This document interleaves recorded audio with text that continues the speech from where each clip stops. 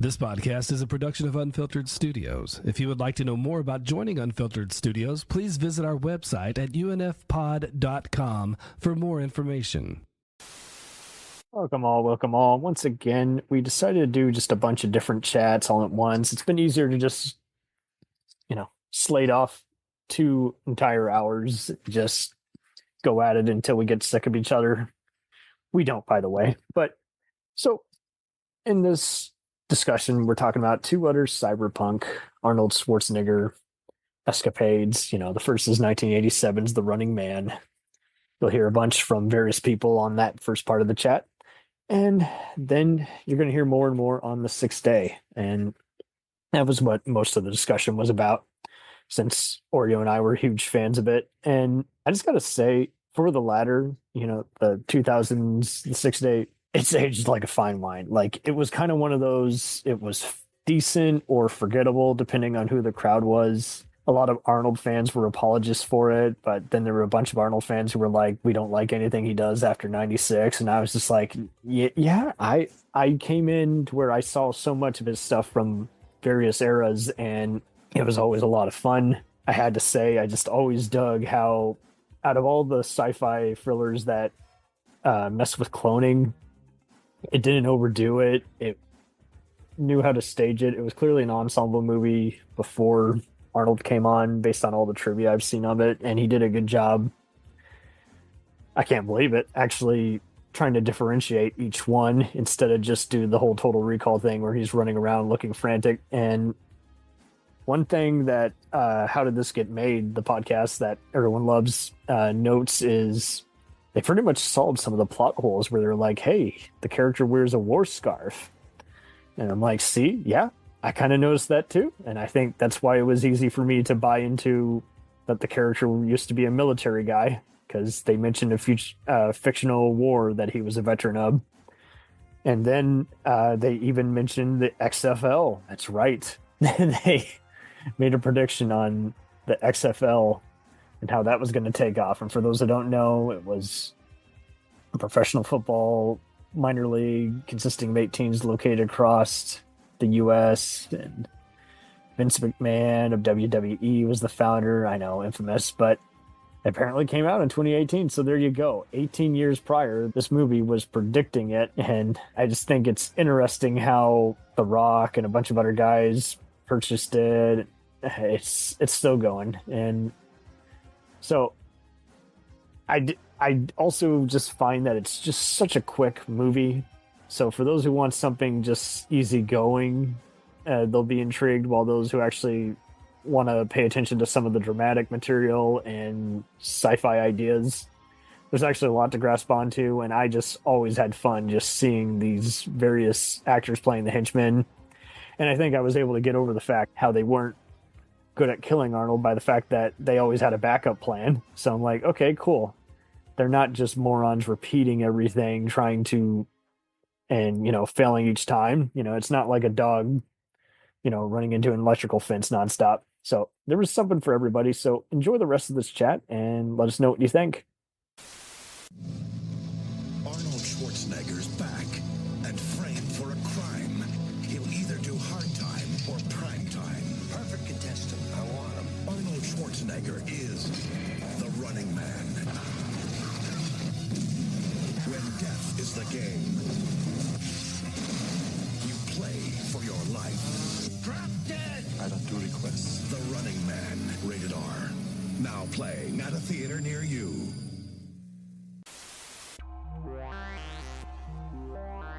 We mixed. We loaded it. We edited it. Sometimes we get so deep into conversation that we have separate segments worthy of their own place in the sun.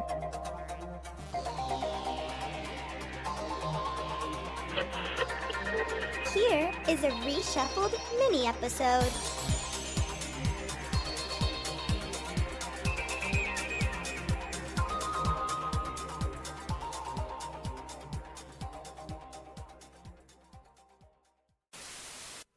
Hello, friends. It's Jim from Film Rage. I'm talking to you about The Running Man from 1987.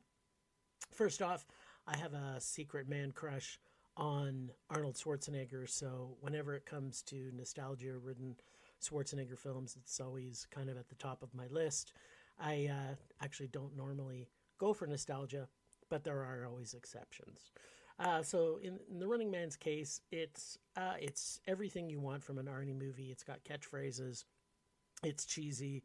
It's corny. It shows Arnold Schwarzenegger with, his rippling biceps for those who need to see it. It also shows him running a lot. So, if you like to see man jiggle, there's a bunch of that happens as well. On top of it, it's got a fun story. So, yeah, I would say if you get a chance and you haven't seen The Running Man, I would suggest you see it. Perhaps my team on Film Rage might not agree with me, but you know what? Like I said, we all have our weaknesses. And Arnie is mine. So one final sidebar, Your Honor, before we go. A brief double feature of Arnold Schwarzenegger, 2 other Cyberpunk adventures. I mean, I hated The Running Man growing up, but it grew on me as time went on, and I quote it almost every day. I get that it's not a good Stephen King adaptation, and that's okay. I don't think I've seen The Running Man, or if I did, I don't remember. You never? Okay, so where he's forced to do a fight to the death challenge in the future. Yeah, I know who's in it and what he does. I just don't remember watching it. It's like it's like Labyrinth. I remember the dance scene, but I don't remember anything else about them. Oh, really? Okay. Well, plenty of satire interweaved in it. It was one of those where I'm just like, man. What was that line he says? I hope you got room for my fist because I'm going to ram it into your stomach and break your goddamn spine. No, the ha something or one or whatever the hell it was that everybody Flame knows. Zero. That shit pops up. I'm like, what the hell is that? Yeah, it doesn't make sense in the rhythm of it, but it's really awesome. And I've tried to convince some other people to go back and watch it, and they're not too keen on it. I'm like, oh, trust me, it's actually pretty fun. Stephen D'Souza, who's done 48 Hours, Die Hard, Commando. Yeah, Dakota's in it. He is amazing. He's so heroic. He married Chanchito Alonso from Colors, and Predator 2 was really good. I think there's people who don't like Predator 2. I'm like, wow. Yep, there's all kinds of people. I mean, I warmed up to it, but Jim how Brown. How do you not like that? It's so good. I don't know. There's no Arnold. Fuck you. Well, I just dug the apocalyptic thing. It felt like a Twilight Zone episode. It was just one of those. I think it kind of starts off like Escape from New York. You got these guys in the future and everything, and Arnold's like part of a kill squad, and he's like, "Oh, this requires firing upon innocent people. I refuse to do that." And once you get past some of the awkward transitions, and I think Arnold's right, the director, Paul Michael Glaser, who's best known for acting in shows like Starsky and Hutch, wasn't ready to direct. But once you get past some of the questionable production values, you do have fun with this. Just that this predicted American Gladiators. Like, the producers of that saw that and said, we should do a reality TV version of that. It's like, life imitates art. And Richard Dawson was known for being a sleazy talk show host, so let's make him be the villain. There was other similar movies like Wedlock with Rutger Hauer and Mimi Rogers, and both of them had the explosive collar, which has been ripped off to death in various other movies. And oh god, and so I think without this, Arnold doesn't get Total Recall. But that brings us to the next one, which is often I commonly saw Total Recall, and it was always a lot of fun. And TNT occasionally still shows it late at night at 2 a.m. and it is one of those. Is like you can see where they're making the edits, but it's not intrusive. But it is one of those. Is like it's kind of darkly even more humorous. Is like, oh, I see what you did. No one knows that the stabbing death is way more graphic. There's blood spurting all over Arnold's face. And normally I don't like animal deaths, but the rat death is actually very hysterical, just because it just illustrates the villains more. To them, that's all Arnold's character is, just another rat. Yeah. Not only doing a bad job of running the planet, but this does kind of parody Arnold's previous roles with sci-fi, like, the violence of Terminator, as well as the other cyberpunk adventure, The Running Man. And so I was more of a Total Recall guy growing up, but Running Man I eventually became a huge fan of. It is one of those, along with Predator, you cannot not like it as an Arnold fan. Yeah. Don't get me wrong, you won't necessarily like it on the first go around, but please rewatch it. You'll get something out of it, especially with how crappy reality TV is now. I secretly want to do a version of Running Man or Total Recall, but with the cast of Whose Line Is It Anyway? Imagine imagine how there you go. Imagine how in the future we might not have a Mad Max society, but we might have people just, they want to see the next step of wrestling. They want to see you go all the way and actually injure people. I'm surprised we haven't gotten to that now. Just, right? using people like exactly like Running Man, using people on death row. And I don't. First off, I don't really necessarily believe in capital punishment, but it's there and they're there, and I'm surprised we haven't dipped into that yet. I mean, it's a good thing. It's a very good thing that societally we haven't done that yet. But I am surprised that it hasn't gone there yet. Yeah, much like I've had to argue with people who are still looking at old statistics, is like, no, cops are not in danger. Other people are in danger from cops. All the cop fatalities have been from crooked cops or other scandals, Rampart type stuff. Same thing with porn. Everyone's like, oh, don't, all these people still are brainwashed to think, don't teach sex ed. I'm like, no, teach sex ed so that your kid doesn't impregnate someone. There is no other in between of that. And same thing with porn. Let them watch porn. As somebody who worked at an adult video store for 10 years, I'm fine with that. Exactly. You much rather, you have less responsibility. You realize, you know what, I'm actually not ready to, get into this serious relationship. Exactly. And then there's all, same thing with video games. Everyone's like, oh, it'll encourage them to get violent. No, bullshit. It'll resist the urge, and all the stuff that everyone's connected with it. It's been the same thing as with violent movies. The people who it's like the guy who shot Ronald Reagan. He had seen Taxi Driver a million times. He was planning something like this, and he just needed inspiration. Yeah. It is not the other way around where everyone's like, oh, you will instantly become a psychopath if you're playing this all day. Nope, that is so not it. Yeah, no, I completely agree with that. As someone who literally spent their entire life watching insanely violent movies by Paul Verhoeven and playing violent video games and reading violent comic books, I am not that. I've never been in a fight before, so that should tell you, everything you need to know there. I'm kind of a wimp. Exactly. There were plenty of violence movies we would grow up with, and it's like, yeah, I don't have the stomach for that, or I can watch it at least once. I like talking about it. I don't like watching it. Mm-hmm.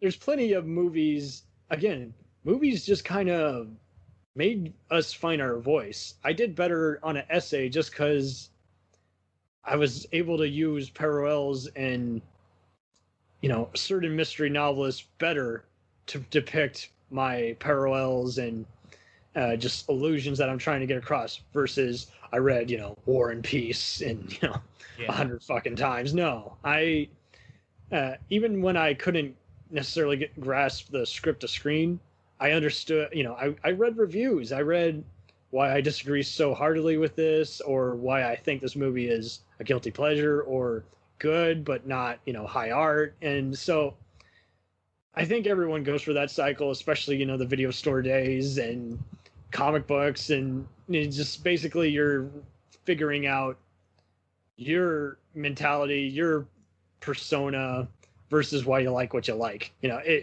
I'm the same way. I kind of grew up utilizing like male characters in movies to kind of frame how I sort of wanted to be. Mainly because my dad. I mean, my dad and I have a great relationship now, but he wasn't really around that much when I was younger. So I kind of looked up to these characters, and I always look up to characters that are kind of nothing like me. I'm very outspoken and soft, whereas I look up to characters like Hicks from Aliens. It's the quiet, strong guy, Mad Max, Max Rockatansky, Boba Fett. It's all these characters that are silent and cool, which is exact opposite of me. But they did help me kind of, have these little weird father figures in my life when I didn't have one, growing up, I didn't know that I was doing that. You know what I mean? But even now to today, I'll still use like films to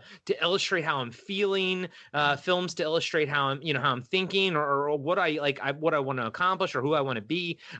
Films is what I use to kind of, when I'm talking to somebody as an example, but also in my own head, kind of like, this is my barometer. And maybe that's not, realistic. Obviously it's not, it's these are fictional characters and everything, but they meant something to us, and everybody has characters that mean something to them. And I think as I get older, I definitely dive more into the characters. I like to kind of figure out their backstory. I like to figure out what got them to where they were and stuff like that. But when I was younger, I would use these male characters to kind of, try to mimic and be like, and as much as I loved Arnold, he was never in that category, because it was like, well, I'm never going to be that big. So it's just, he was more for like, he's fun. But I do love me some Arnold, I really, really do. I think he's fantastic. But yeah, it's these movies are, for me, they're about the characters, dude. Truly, like at the end of the day, it's the characters and just, how realistic they are, or if they're doing stuff that is logical to that character in that moment in that movie. That's the kind of stuff that I love, when the writer and the director knows that character so well that they don't betray that character in the writing. Now I gotta ask you, like, what's your favorite line from The Running Man? Because as we all know, it's kind of an idea-driven movie where they're like, "You're not getting out of this one, Captain Kirk." They actually say that to him, and they mock him the whole time. The costumes are cheesy as hell, but everyone loves the whole reality TV in the future has people killing each other, for our entertainment. And he's like a former militia, Gestapo police, basically, for America. And he's like, "I'm going to get us out of this. I'm going to lead all the rebels to take back the station." And but I mean, just the way he says that, "I hope you got room for my fist, because I'm going to ram it into your stomach and break your goddamn spine." It's just like, man, it's like, I don't think he gets Total Recall without this movie. I really don't. Yeah. And to be honest, my favorite is not an Arnold line, but it's a scene with Richard Dawson. Richard Dawson. Where he's playing up to his strength of being a game show host. And the fact that they did that without his knowledge is like, we casted you. He just thinks, yeah, I get to act and get a bigger paycheck. And he's like, we're casting you because we've heard about the behind the scenes scandals and you hitting on people's girlfriends. Being a sleazeball. Yeah, but there's that scene in the very beginning where we're talking about some of the people they wanted to bring in. They're the people who blow themselves up, and freedom fighters. Did they do it? You say no, then they're unreliable. Let's see, his character in that was named Ben Richards, right? And there is a line where he says, "Killian, I'll be back." Killian, I'll be back. Yeah, and see, that's what was cool too. He's referencing his Terminator role, but Mary Cheetah on Lonzo is, she takes a while to warm up, but after a while she's like, "Yeah, I'll be just as over the top as my co-star Arnold." Yeah, the line, there's another great line with Richard Dawson there. "Gillian, I'll be back." Only in a rerun. Only in a rerun. That. There's a character called Mike who says, "Mr. Spock, you have the con," and then the underground text says, "Who's Mr. Spock?" Yes. And I mean, we were talking blaxploitation movies in another chat. I love all the contestants. You got Fireball, played by Jim Brown, and then blaxploitation. Yeah. Oh man. And Dynamo, I'll admit, I don't like his costume, but he's a fun opponent, and buzzsaw, Buzzsaw. And Sub-Zero, so there you go. Now, Plane Zero. And everyone's like, it doesn't make sense. I'm like, it's Plane Zero. How did it spoke for itself? It's dumb. It's heavy-handed, but it's awesome. I'm not into politics. I'm into survival. Yeah, right. Woody from Psych had a brief role in there as Tony. I think he was one of the techs, but Eddie Bunker, the real-life criminal, you know him as Mr. Blue from Reservoir Dogs. He was one of the prisoners, and it is wild how before Wedlock with Rutger Hauer and No Escape with Lance Henriksen and Ernie Hudson, like, this was kind of the one that introduced the whole explosive collar. I mean, they do it in Battlefield Earth, but I'm just talking in this one in particular, like, it introduced that whole concept. Once again, same year as Predator, he gets to co-star with Jesse Ventura as the poster boy of the whole thing, you know, Captain Freedom, you know, so wild. You know, I listened to the thing. It was a short you did for Stephen Hunter and the shooter and all that. Why, well, you know, I mentioned to you that I didn't like the fact that they downplayed his age to a much younger age. Mm-hmm. I just didn't remember what you said about how you felt about that movie. I thought the movie delivered, but it was much like Jason Bourne, a whole different animal. Kind of like Jack Reacher is like, if you want a direct adaptation, don't come here. But if you want a kick-ass mixture of spy and military warfare, then watch that. Have you ever read any of the Stephen Hunter books? I definitely had read the original book, and it is definitely thick, but pretty cool. Well, I mean, like, okay, so there's Bob Lee Swagger, which is the character that Mark Wahlberg plays in Shooter. He did a bunch of others. There's also, he also wrote stories about his dad, Earl Swagger, during like World War II and the 50s era. Yeah. You know, and those are pretty good reads. Plus, I was introduced to Stephen Hunter with a book called Dirty White Boys. Mm. And that's an interesting one to read as well. So he has a lot of just pulp kind of stuff. Pulp crime kind of thing, yeah. All right, sweet. And I'm usually a sci-fi guy, but I got into reading his books for quite a while. Hey, you know, it's amazing how it's always just that one author that like gets us out of our shell. It's like, yep, that's pretty good. I don't generally read this or do this, but and same thing with westerns. Now you're starting to do me, Cam. You're starting to talk a little bit more like me. I gotta say, hey, I don't want you to do that. I want to be the Jeff Goldblum because I am the Jeff Goldblum, and you are not. Let's go faster. And I was just listening to Jeff Goldblum in a What If episode recently. Think maybe what if the Jeff Goldblum was actually Captain America and say, Avengers, you gotta come over here. I create my own cinematic universe. When he's in Thor 3, he's basically the Running Man game show host. Entertain me. Well, I've heard of remaking Running Man. Edgar Wright writing. Okay, so the Glen Powell, he's been showing up quite a bit lately too. I think the thing is, like, instead of going for over the top or camp, they're just gonna try and be like the Stephen King thing that he tried to disown. Try and make it more serious or whatever. It's like, I feel like that's a joke of a joke. Yeah, but enough about Stephen King's writing. Ain't nobody want to be in the Shawshank prison anyway. Yeah, the bat. I would see a Running Man sequel with him and Bruce Campbell. That would be amazing. Bruce Campbell has to play Killian. There's no way around it. There's no. Oh, absolutely. I want Bruce Campbell as Killian. All right, you primitive screwheads. Listen up. See this? This is my boomstick. This is my boom TV. Yeah. I would love to see Briscoe County come back, at least even for one more season. He said he was going to revive it, but that was back in 2015. When he was still doing the Army, Ash vs. Evil Dead. That show, yeah. And you're like, dude, I would pay to see you in a movie with Arnold. Come on, you were in Congo and From Dusk Till Dawn, for God's sakes, you know. Well, whenever he's in a mainstream movie, he's usually got a background part. Hell, he was in Congo for like a minute.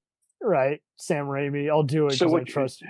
Go ahead. So what you're telling me is that Bruce Campbell is not a jack of all trades. Oh, somebody had to be on that sitcom. I enjoyed it. Yeah, it was fun. I would pay to see Arnold do more sitcoms. Like Fubar was a lot of fun. And I actually joked with some friends, but he needs to just do a reunion with Jamie Lee Curtis being stalked by like a undead serial killer and he's stopping. It's like perfect. I will find your stalker and then we'll marry. It'd be a fun. I'm kind of worried about Jamie Lee Curtis because I know she's getting up there in age. Eating too much yogurt. And everything I've seen her in the last few things I've seen her in, she's kind of frumpy looking, but I didn't know if that was just like a bodysuit kind of deal or what, especially in Everything Everywhere All at Once. I'm pretty sure that was a bodysuit. I think she's just being over the top. I don't know. But see her Knives Out. There's no frump there whatsoever. Right. I did see that, but I'll have to watch it again. Just like Jeff Goldblum made every mediocre comedy better, she made every stupid comedy better.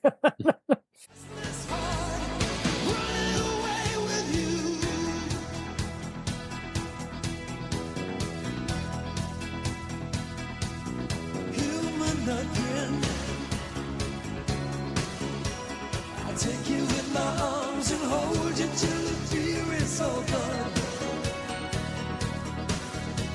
And now the race is won. Shout it from the highest steeple. Let it out to all the people. Hey! Screaming on the loudest speaker. Burning like the highest fever. You hit the right spot. No more lonely nights. With a restless heart, roll the dice. Make a brand new start. When the world and you got shattered, you and me were all that mattered.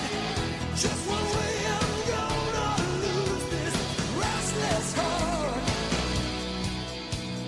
Running away with you.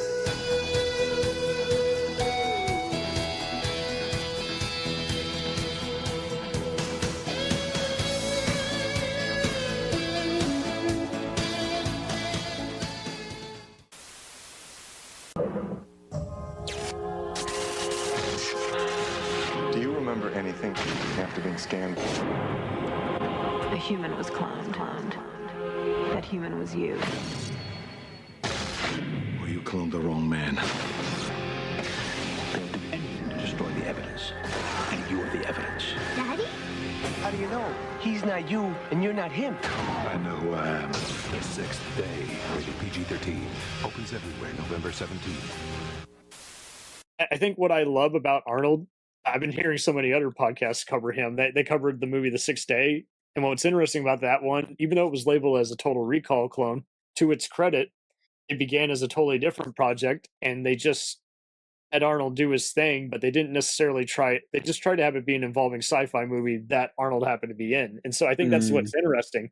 Unlike all these That's other actually movies, a pretty good film, though, that one. yeah, no, I love it. But I just find it interesting because any other movie star, they wanted to rewrite it around them. And it's like, for the most part, Arnold just wanted to be an ensemble kind of guy. He happened to be the main star, but he didn't demand, hey, I must be in every scene, you know? What was that line from it? It's a great one. Maybe you should go clown yourselves. You can go fuck yourself. Right. Yeah. He totally like just knees into him, and you're just like, man, that's fucking awesome. And see, I think a lot of people just gave that movie shit because, again, they expected just a big, dumb Arnold movie. It's like, Arnold just likes to do projects that interest him, and they don't always have to be mindless or cheesy, you know? Yeah, that one was cool, though, because like talked about cloning, and then how about, like, you know, how do you know if somebody has been replaced by cloning? And is it actually the original them, or is it a clone sort of carry on, which I thought was a really interesting concept. And then as well, you had like Michael Rooker in it. You'll love this. I saw someone critique it once. Why is the villain so, reliant on cloning himself? I'm like, that's just it. That's the only thing he knows how to do. That's why it didn't bother me. The villain is not dumb. I mean, he is, but by design. He only knows cloning is his answer to everything. He doesn't have an end game. Well, all the heroes have found way, including Robert Duvall's scientists, have decided, hey, I'm going to use, science will always, cancel all this, render all this useless. So, got to just destroy it. So it gives a good excuse for all the gun battles and dismantling and computer hacking and all that. And so I'm just like, yeah, it's not a one-dimensional, cheesy villain laughing evilly in an office. It's like he's actually like he disposes of one of his other clones. He's like, I don't like how I look. I'm like, and then he starts getting spoiled. Oh, the version I've cloned of myself is a more defective version of me. It's like, see, he's getting spoiled on himself. He's not just a talking head who looks evil, Yeah. But, who's the villain actually in that film? Oh, Tony Goldwyn from Ghost. Oh yeah, I was thinking it was him. Yeah. Yeah, he's part of the Sam Goldwyn family, so he's since gone on to do a lot of directing. He's now in Law and Order, but I just found it interesting how he's been making a comeback. He's been on other shows like Scandal. He's been in Oppenheimer, so He's a pretty good actor. Yeah, and I mean, it's so funny how he got to be in both a Freddy movie and a Jason movie as one of his first. I was gonna say, fucking, he was in Friday the 13th. I would see him in some good TV movies for cable once in a while, and always be like, that's a very natural actor, as opposed to someone just typecast themselves or just gets this because they got no one else. Yeah, he's in Friday the 13th Part 6. That's the one. Yeah.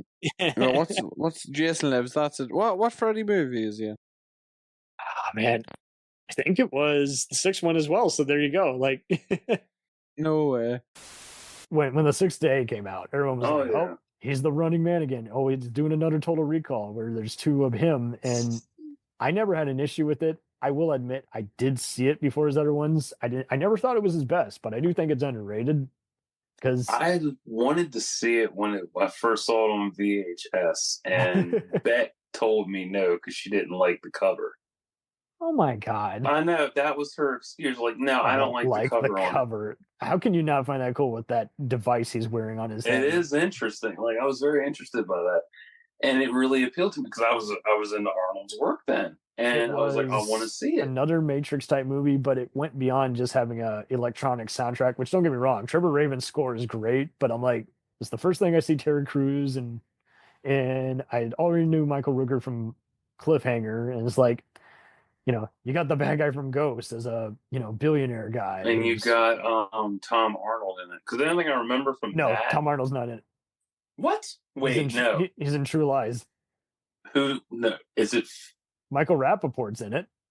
Who's the motherfucker in the chair, then? Oh, that's Colin Cunningham, who you would know as Pope from Falling Skies, and he's done he's a Canadian actor who's done other stuff like Stargate, but that was the other thing too. He's got wow, I got to rewatch that. Yeah, I thought it was.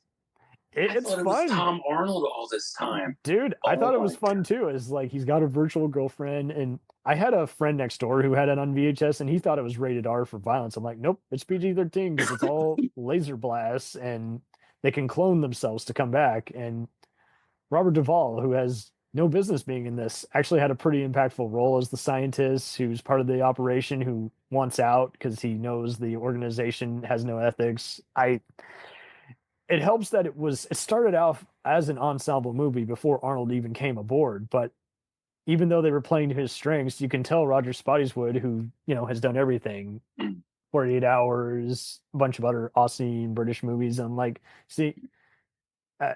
I already dug that, like many shot in Canada movies, you saw a bunch of genre actors in it and cool locations, but I definitely dug just bringing in cloning and making it work in a popcorn movie. And even though Arnold's playing 2 different versions of himself, you can tell them apart, if that makes sense. Yeah, I haven't watched 6th Day in a long time. Damn. No, but when you saw it, it blew you away. I mean, Michael Rappaport had the right comedic stuff. I knew him from Deep Blue Sea and Friends. And I'm like, okay, he's interesting.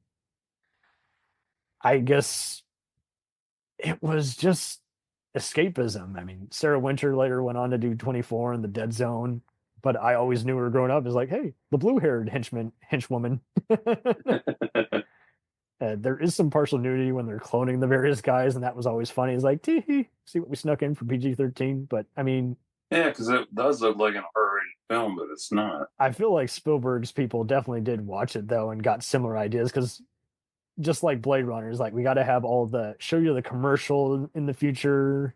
And it starts off so atypical. He's going on like a helicopter trip, and then someone comes up to him and he's like, "What are you doing?" And it takes you a minute to realize, I don't know what that was about. Oh, someone knocked him out and cloned him there. Oh, okay. I think a lot. It's like Paycheck. I'll take it over Paycheck. Paycheck is junky. Oh my god. I did like Paycheck. I just don't remember anything. I remember who was in it, but I don't remember the everything that happened start to finish. Like I remember like there was a giant plot twist and I was like, wow. And I can't remember what the hell it was. I'll rewatch it at some point, but I got so much shit to watch and read and write. We all do. Well, I just miss when people were doing cyber kind of tech thrillers in the future. Yeah, true. I saw a lot of people. Tech War. Yeah, no William Shatner here. Yeah. Oh my god. Can't believe he's 90-something years old now. It's wild because he don't look 90 at all. Nope. But he keeps remarrying, so doing something right. I still recommend The Sixth Day. It's just like, even with the graphics, like it still holds up. It's never been a movie that I've been like, skip it. But I still, so many are like, oh, it's PG-13. I'm like, it's not any less brutal. I mean, Arnold even gets a fun tagline where he goes up to the main villain and says, you know, I hope you can clone this. Why's that? So you can go fuck yourself. I'm like, oh, I remember that. It's like that killer. I love these killer lines. Like, I remember that. It's funny. And content aside, like it wasn't lowbrow like you would think it would be, and it did decent business, and it was just kind of one of those, it was just kind of a casual rental or word of mouth kind of movie. I mean, it was always on TNT, so I had that nostalgia. Yeah, TNT always had like the better licensing deals. I think. Well, Spike TV and FX would have more junky stuff. Like, true, and then rated R. Let's modify it. Let's have is it a Steven Seagal Van Damme junk fest? Let's have it on. Yeah. And Arnold, just at least, like, I never felt like he was talking more than the other people. You hear great things about the guy, and it's like, see, this is why I respect him over someone like who was on even like Stallone, or someone like Bruce Willis, who was a great ensemble guy, but would be really a dick to the director in between shots. It was like, Jesus, dude. And that's when Schwarzenegger was like really downplaying his roles then too, because he was winding down his career. Because he did that, and then kids movies. And then he did End of Days after that. Oh, this was before. Oh, well, actually, yeah, this was after End of Days. Yeah, so he was filming them back to back. Basically, yeah. A lot of Canadian actors, a lot of New York locations, and we'll return after these messages. Hey, it's Brent Pope, the host of Breakfast with Brent Pope. You've seen me on some of your favorite TV shows saying things like, "Give it up, Jimmy. You got to sink this putt to win." On Breakfast with Brent Pope, I sit down with guests from the entertainment world, and we do it all over breakfast. Or should I say Brentfast? Every week on Brentfast, you get inside Hollywood info and tips, great breakfast recs and foodie debates. Most of all, you get the most delightful 30 minutes of your week. So dig in. It's Brentfast time. Listen at Brentfast.com, Apple Podcasts, or wherever fine podcasts are found. Do you ever find yourself thinking about who would win in a fight between Goku and Superman?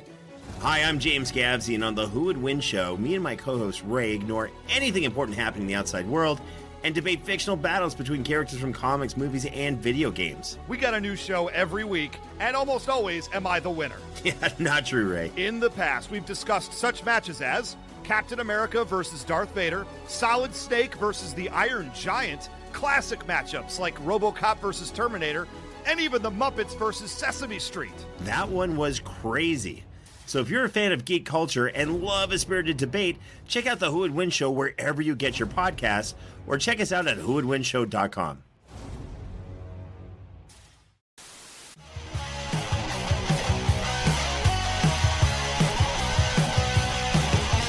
us on the web on Facebook, Twitter, and Instagram. The podcast is available on Podbean, Spotify, iHeartRadio, Anchor, Apple, and anywhere else podcasts are available. Feel free to review our show and leave comments on any of those sites. Thanks a million for listening. It's a jacked up